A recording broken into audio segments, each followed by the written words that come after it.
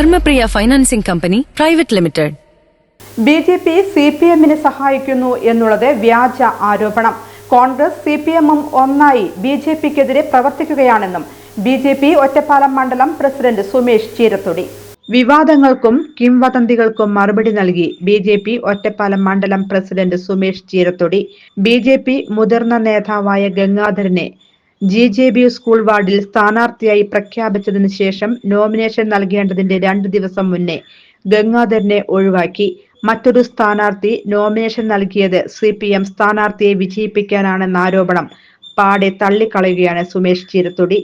BJP ഭരണം പിടിക്കാനുള്ള ശ്രമത്തിലാണെന്നും ഒറ്റപ്പാലത്ത് കോൺഗ്രസും CPMും ഒന്നായി BJPക്കെതിരെ പ്രവർത്തിക്കുകയാണെന്നും BJP CPMനെ സഹായിക്കുന്നു എന്നുള്ളത് വ്യാജ ആരോപണമാണെന്നും സുമേഷ് ചീരത്തൊടി പറഞ്ഞു.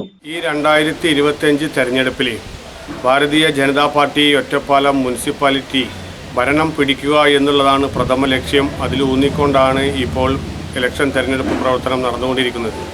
ഇവിടുത്തെ ഇടത് വലത് മുന്നണികൾ ഇവിടെ പരാജയ ഭീതി മൂലം BJPയെ അവർ രണ്ടുപേരും ഇന്ത്യ മുന്നണി എന്നുള്ളൊരു ലക്ഷ്യം വെച്ചുകൊണ്ട് BJPക്കെതിരെ തിരിഞ്ഞിരിക്കുകയാണ്.